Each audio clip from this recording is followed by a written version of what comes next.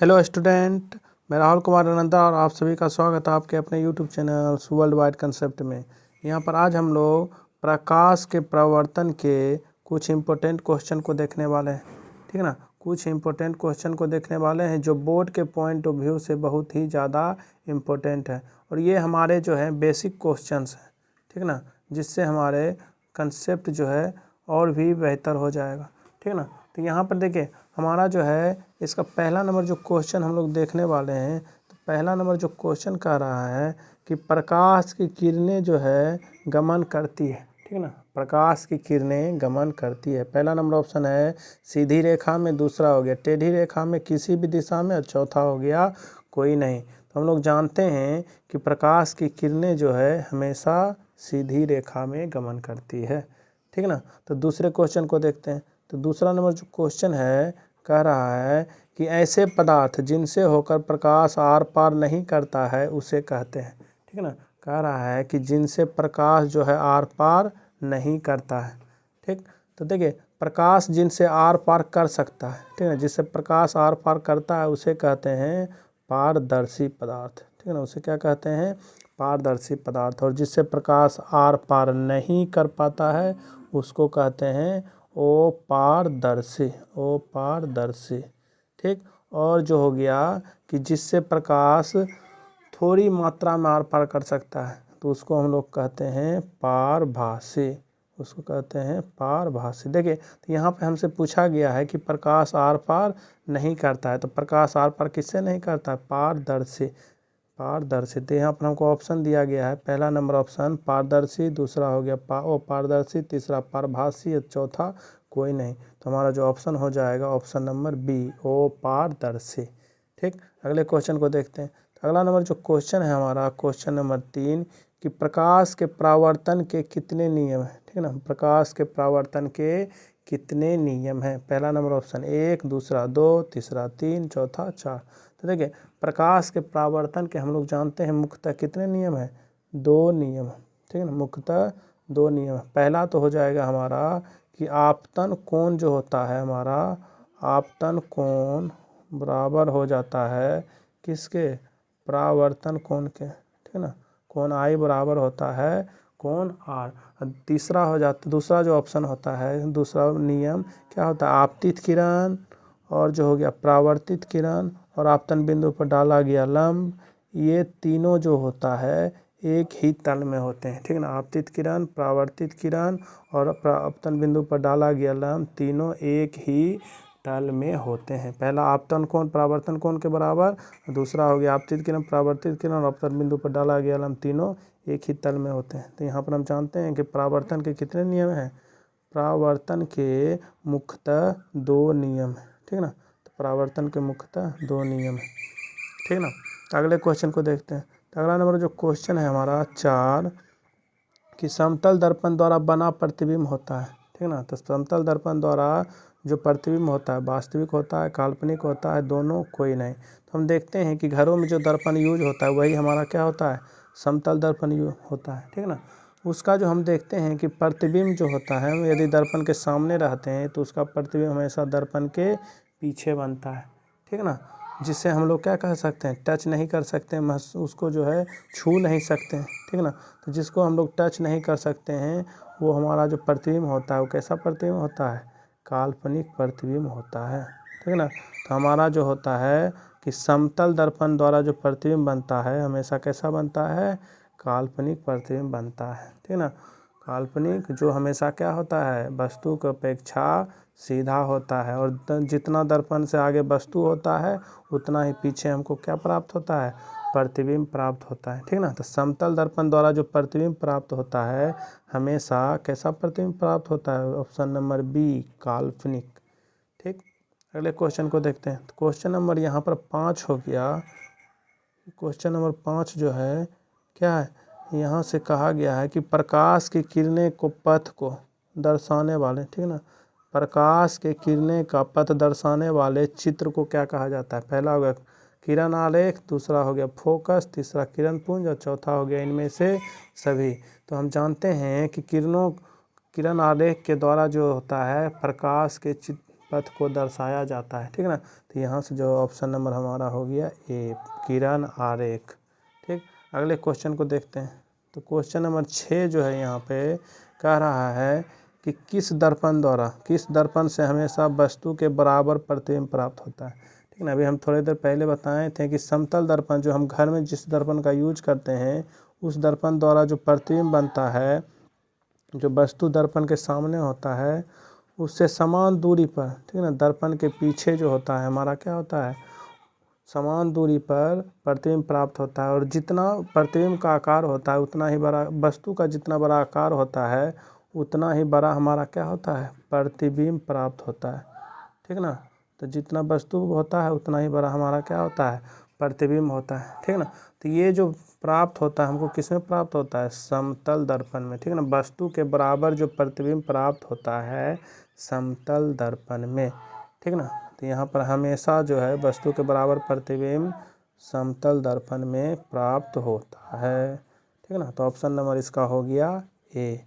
अगले क्वेश्चन को देखते हैं। तो क्वेश्चन नंबर जो हमारा है यहाँ से 7 नंबर क्वेश्चन। तो क्वेश्चन नंबर जो 7 है कह रहा है प्रकाश के नियम से निर्धारित होता है।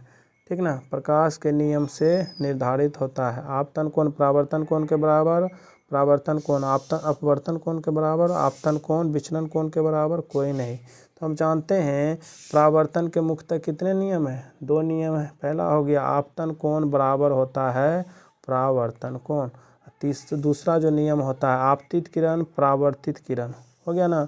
और ये जो आपतन बिंदु होता है, ठीक ना, आपतन बिंदु पर डाला गया जो लम्ब होता है, तीनों एक ही तल में होते हैं। ठीक, तो पहला हो गया आपतन कोण परावर्तन कोण के क्या होता है बराबर, दूसरा आपतित किरण परावर्तित किरण, आपतन बिंदु पर डाला गया लम्ब, तीनों एक ही तल में होते हैं। ठीक, तब देखिए यहाँ से जो हो जाएगा हमारा ऑप्शन कौन हो जाएगा, ऑप्शन नंबर हो जाएगा ए। क्या चाहिए, आपतन कोण जो होता है, आपतन कोण परावर्तन कोण के क्या होगा, बराबर होगा। ठीक, अगले क्वेश्चन को देखते हैं। अगला नंबर जो क्वेश्चन है हमारा 8 नंबर। ठीक ना, तो 8 नंबर क्वेश्चन कह रहा है कि काल्पनिक प्रतिबिंब होता है।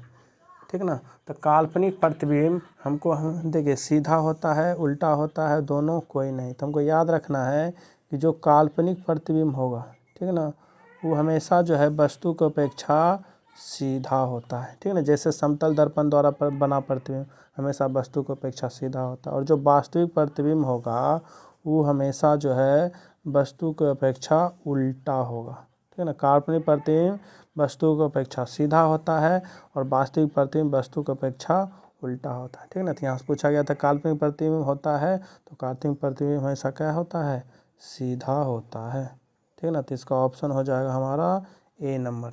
ठीक, अगले क्वेश्चन को देखते हैं। तो अगला जो क्वेश्चन है हमारा यहाँ पर क्वेश्चन नंबर 9। तो क्वेश्चन नंबर 9 जो है कह रहा है वह गोलीय दर्पण जो बाहर की तरफ वक्रित हो कहलाता है। ठीक, तो देखिए बाहर की तरफ जो वक्रित होता है उस गोलीय दर्पण को हम लोग कहते हैं, देखिए इस दर्पण को हम लोग कहते हैं उत्तल दर्पण। क्या कहते हैं, उत्तल दर्पण। तो जो बाहर की ओर वक्रित हो उसे उत्तल दर्पण, और जो अंदर की तरफ वक्रित हो उसको कहते हैं अवतल दर्पण। ठीक ना, तो यहाँ से हमसे पूछा गया था बाहर की ओर वक्रित वाला, तो हमारा क्या हो जाएगा, ऑप्शन नंबर हो जाएगा सी, उत्तल दर्पण। ठीक, अगले क्वेश्चन को देखते हैं। तो यहाँ से अगला जो क्वेश्चन है हमारा 10 नंबर क्या कह रहा है कि गोलीय दर्पण के परावर्तक पृष्ठ के केंद्र को कहा जाता है। ठीक है ना, गोलीय दर्पण के परावर्तक पृष्ठ के केंद्र को दर्पण का कहा जाता है। देखिए ये हमारा गोलीय दर्पण हो गया, गोलीय दर्पण का ये जो पृष्ठ का जो केंद्र है इसका नाम क्या होता है, ध्रुव। क्या होता है, ध्रुव, जिसको इंग्लिश में कहा जाता है पोल। ठीक ना, और इसको रिप्रेजेंट किया जाता है पी के द्वारा।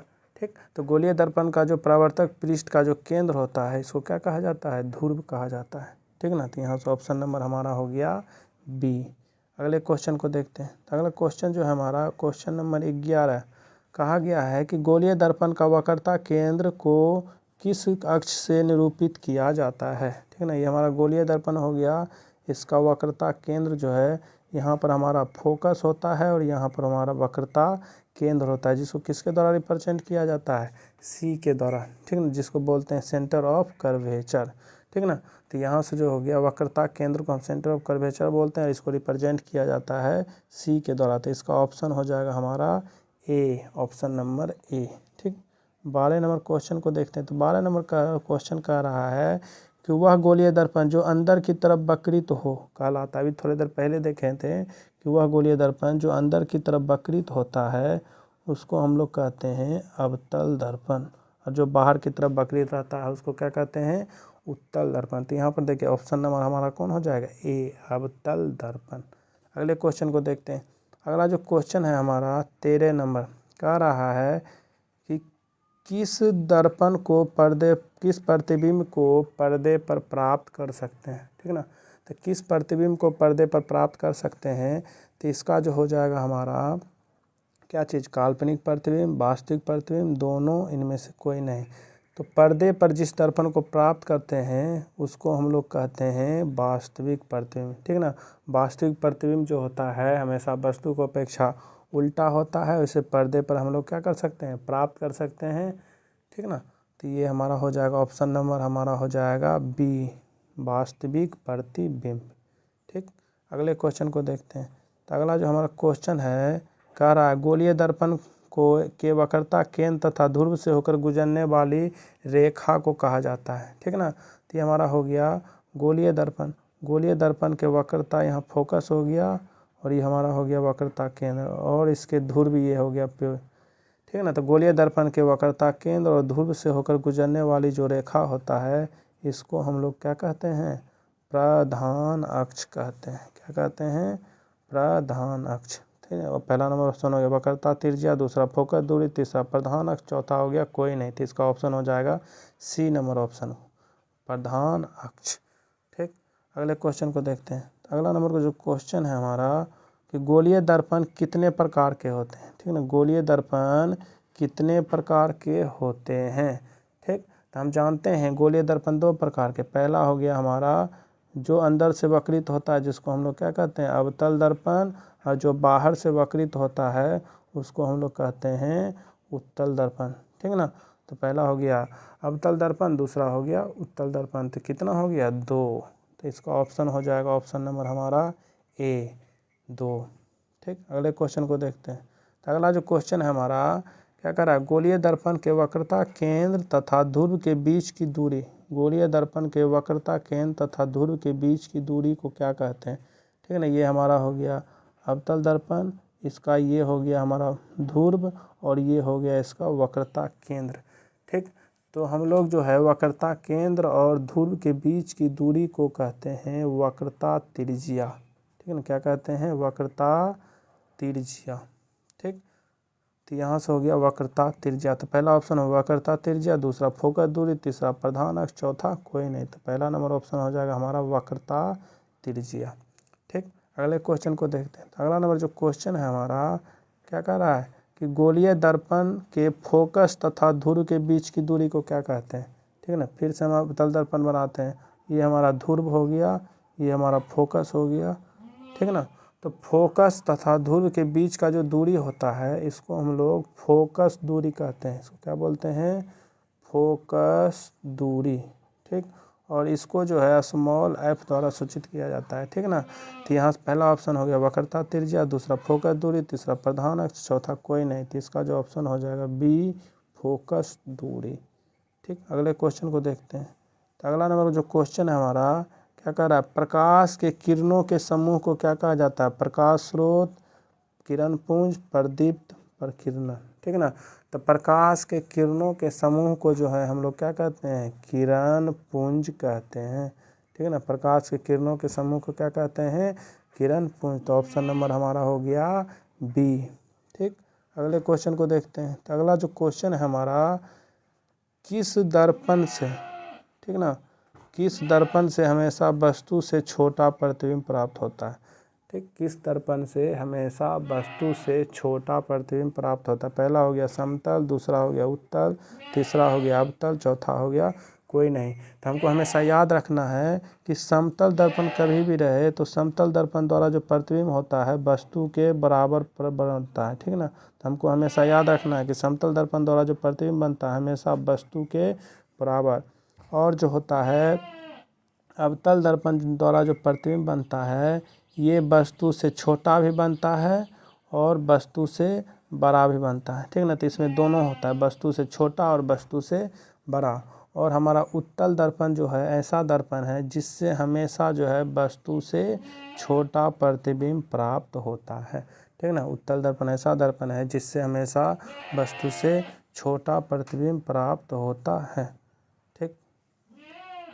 देखिए तो इसीलिए इसका ऑप्शन जो हो जाएगा हमारा क्या हो जाएगा, उत्तल दर्पण हो जाएगा, ठीक ना। ऑप्शन हो गया हमारा यहाँ से क्या चाहिए, उत्तल दर्पण, ठीक। अगले क्वेश्चन को देखते हैं। तो लास्ट जो क्वेश्चन है हमारा क्या कह रहा है कि गोलीय दर्पण के में फोकसांतर एवं वक्रता त्रिज्या के बीच, गोलीय दर्पण के फोकसांतर एवं वक्रता त्रिज्या के बीच जो संबंध स्थापित करना है। हम जानते हैं F बराबर जो होता है R/2 होता है, ठीक ना। तो यहाँ से हमारा जो हो गया, पहला बोल रहा है R बराबर 2F, दूसरा हो गया FR, तीसरा हो गया F बराबर 2/R, चौथा हो गया हमारा R बराबर F/2। तो हमको R बराबर यहाँ से हो गया 2F, R बराबर क्या हो जाएगा, या तो 2F होगा नहीं तो F बराबर R/2। तो हमारा जो ऑप्शन नंबर कौन मिल रहा है, A, R बराबर 2F, ठीक। तो इसका ऑप्शन हो जाएगा A, ठीक ना। तो यदि आपको वीडियो अच्छा लगा है तो वीडियो को लाइक करें, चैनल को सब्सक्राइब करें और अपने दोस्तों के साथ इन्हें शेयर करें।